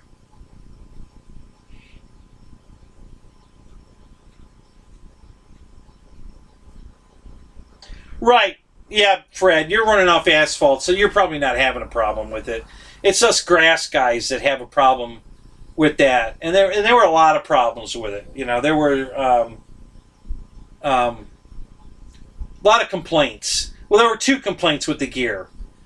That, and then the mains were manufactured poorly, and Horizon has accepted responsibility for that. Anybody had a problem with their mains not going up and down, they've replaced.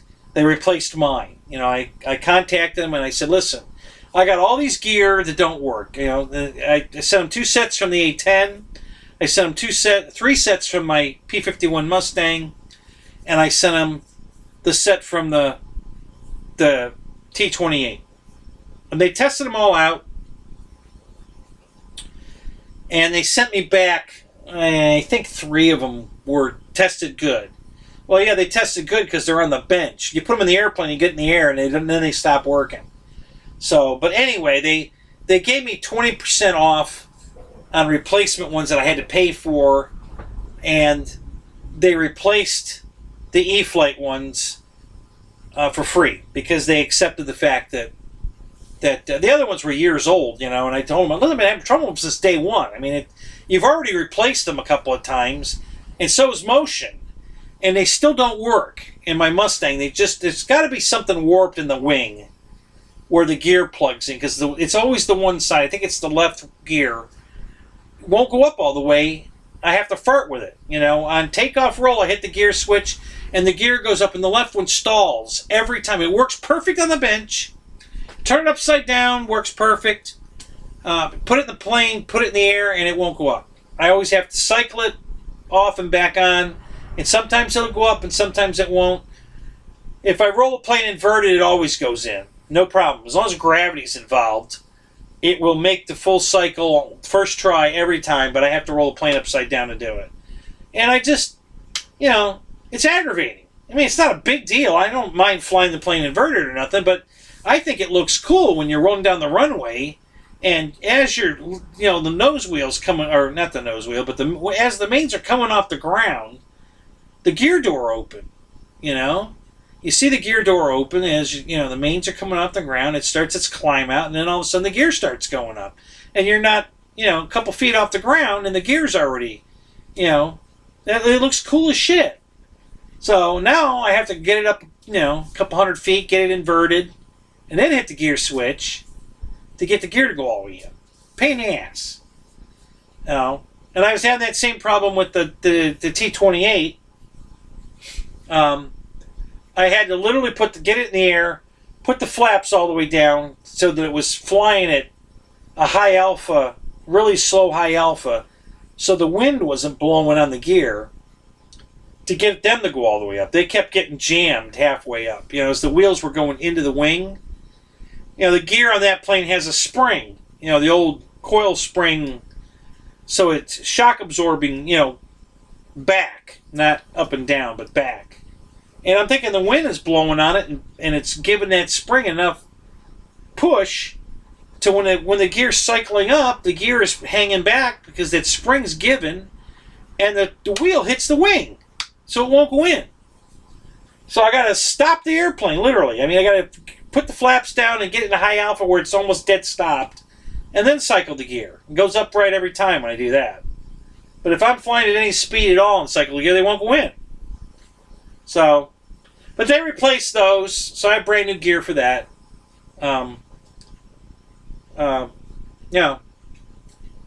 Same old, same old. There's always issues. That's part of the hobby. But it's so nice to have an airplane that just works. You take it out to the field and you just fly it, and it just works, and you don't have to fart with it. The closest thing I have to a plane that does that is my giant Cessna 150. I still have slight problems with the nose gear because I'm flying off grass. And the nose gear is just not made out of hard enough steel that without even having a bad landing, over time, the nose wheel keeps bending back just a tiny bit. And then it starts, and it looks fine except for the only giveaway is there's stripes painted on the wheel pants. Okay?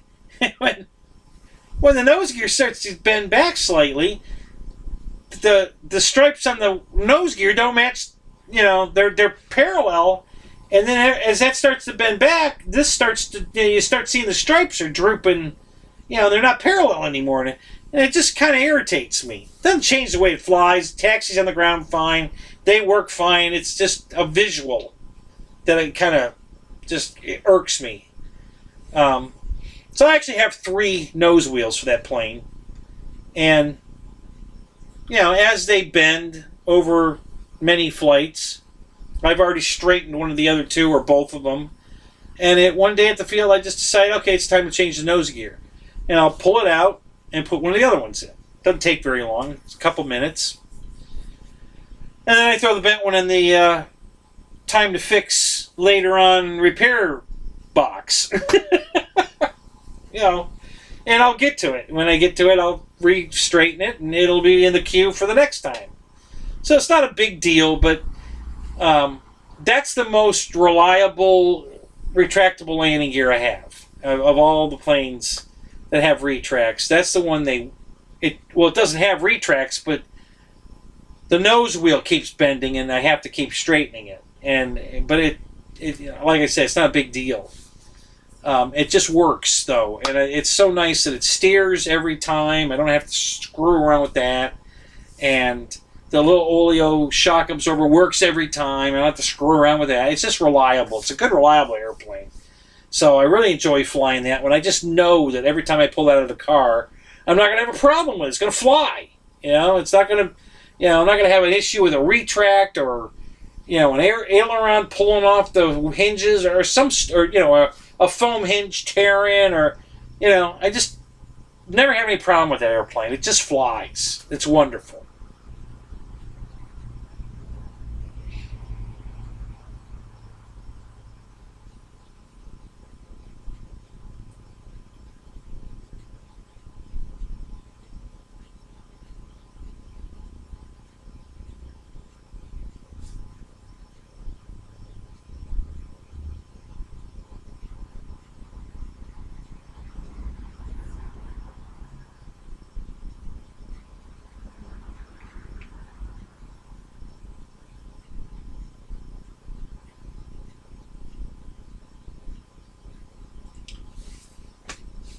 Heli Thunder, welcome to the show.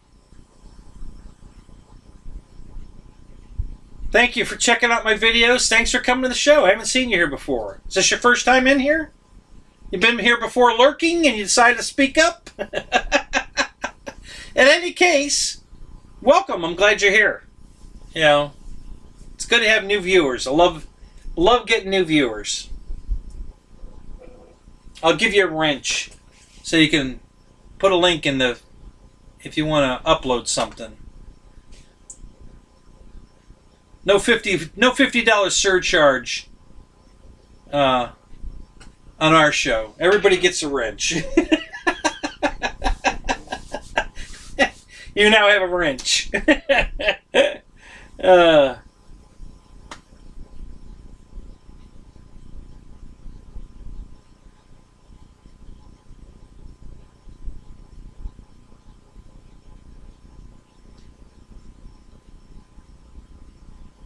Mine camo Vic with Sundowner tail.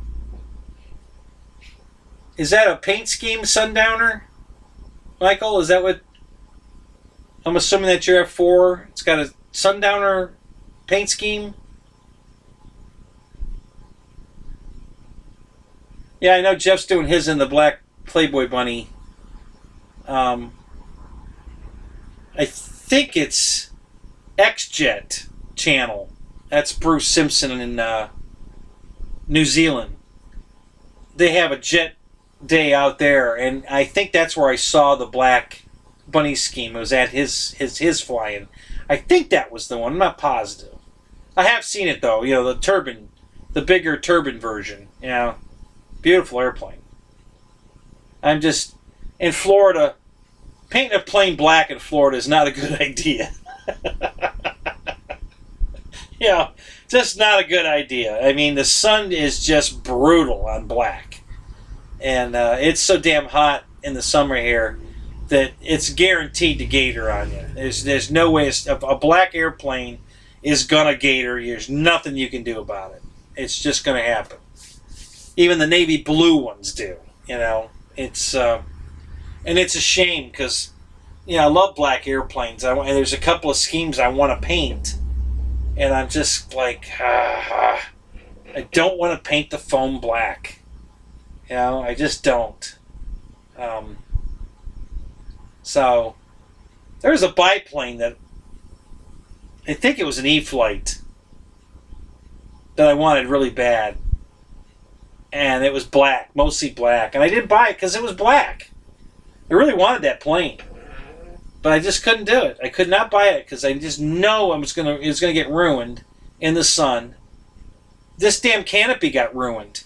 This thing, and I kept it out of the sun the best I could. It's still ruined. I think it ruined. I put it out for a photo shoot. I was taking pictures of it. It was only in the sun a couple of minutes, and the whole inside of this gator terrible. The outside's okay. You know, there's no real gatering. You can see the foam slightly. You know, it's visible, but not bad. But this is horrible. It bubbled all up. You know, I mean, it's terrible looking. You know, so I bought a replacement one of these just to keep for display only. It'll never see sunlight ever.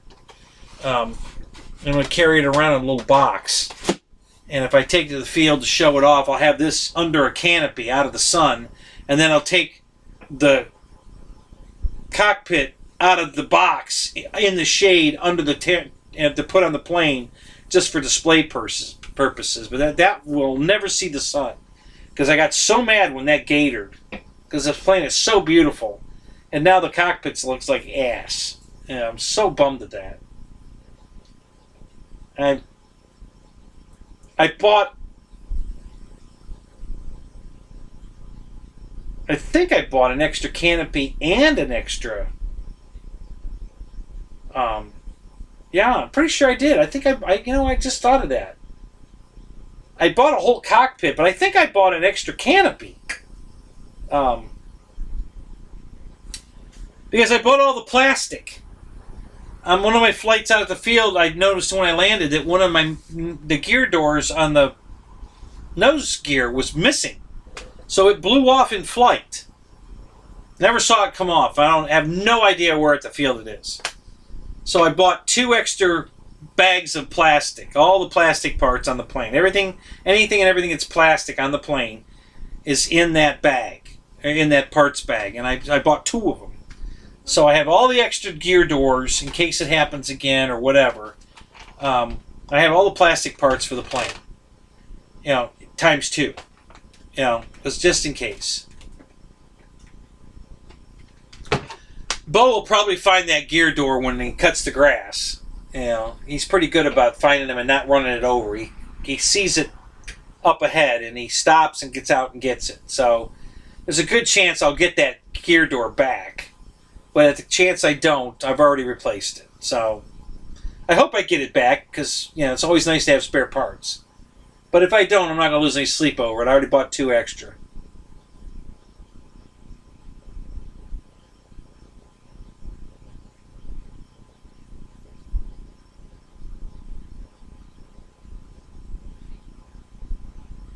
Yep. Same thing here, Fred. I bought 3 of them as well. The Carbon Z nose gear. Just for the same, because it just bends too damn easy. It's too soft, the metal. I might actually machine myself a new one. I got a lathe right there. I might get myself a big piece of music wire and machine myself a new replacement strut area. That steel part that bends.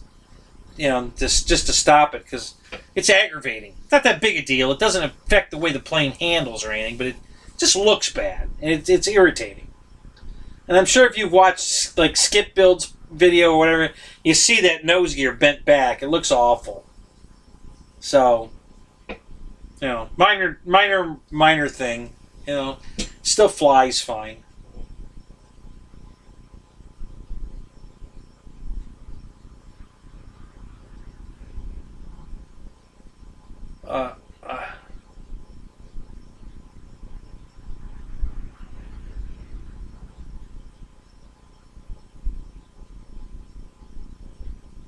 Oh, a high-tech... Oh, so you put a high-tech servo... What did you put it in, Michael? The high-tech servo. On which plane? Were you... Did you have a T-28, the big one? And is that the... Did you put the servo there?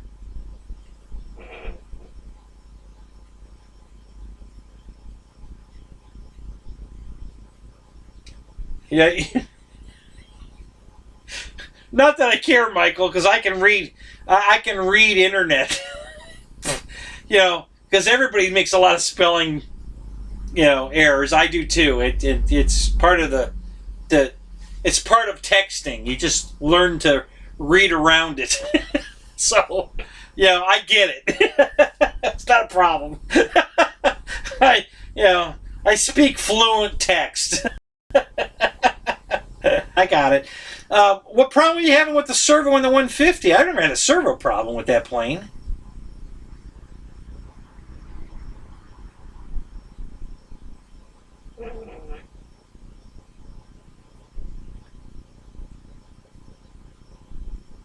Yeah, Jeff, I already put. There's a hole in the canopy. I already did that. Didn't matter.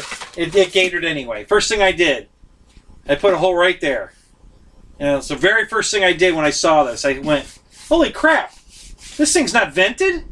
Okay, we're gonna fix that. So I put a hole right there. Didn't matter. I mean, it literally went up in smoke almost. I mean, I put it out in the sun, and I went and got the camera. I wasn't gone a minute. I come back, and I'm looking, and I'm like, oh my God, is that gatoring already? And I was kind of like in denial. No, there's no way. I mean, it was only a minute. There's no way. And it was early morning. It wasn't even hot out yet. And so I moved the planes around. I had this and the F-22 out there together. Took the pictures together. And I moved them around a little bit, and then I looked again, and I'm like, oh my God, that is gatoring. It's getting worse. Holy crap. And it was only out there a few minutes, and it wasn't even hot out yet. So I got really mad. I was like, it just really upset me that son of a bitch gatored that quick. They painted the inside darker gray, which I wish they'd stop doing that. They need to paint the inside of these cockpits either light gray or light, the greenish color, because that's what they would be in real life. The zinc chromate color, which is a off green color, not quite olive drab, but in that realm. Because that's what they do. It's an anti-corrosion paint, and they paint everything on the plane inside and out. Everything gets painted with that color paint, every plane, before they paint it. So, and then parts like the interior of the cockpit, they don't bother to paint. They just leave it the olive gray, the green, zinc chromate. So I wish they would either paint it the zinc chromate color and leave it, or put it light gray. But they keep making the cockpits black or dark gray, and then they gator, and it just irritates the shit out of me, Even I put the first thing I did was put a hole in that. Didn't help. It's still.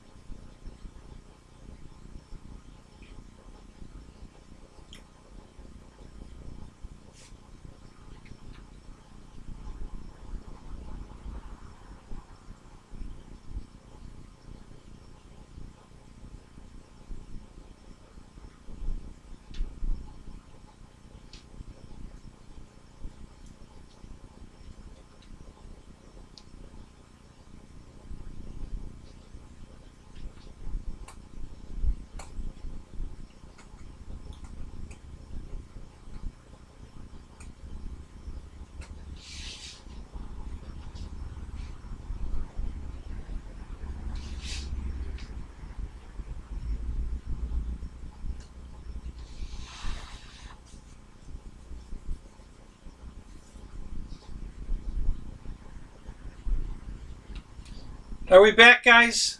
Can you hear me?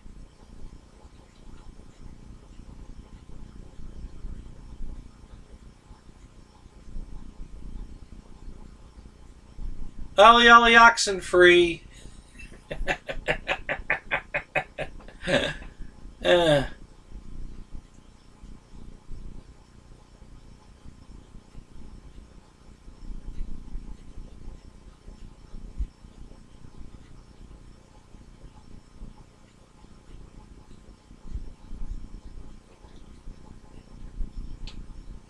Okay, it says we're back on my end. Are you guys getting this? Are you here? Am I talking to myself?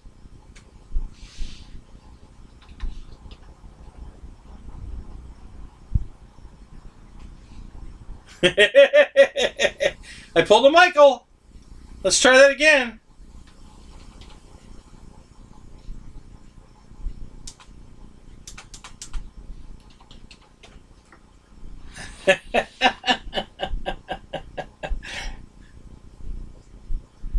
Okay, so it says it's saying in the chat unable to connect, but everything else excellent connection. It says we're streaming. Yeah,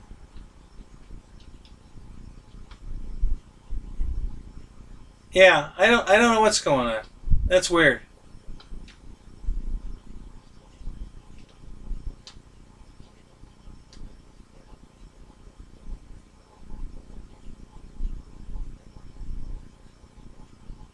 All right, I am going to end this stream and start a new one.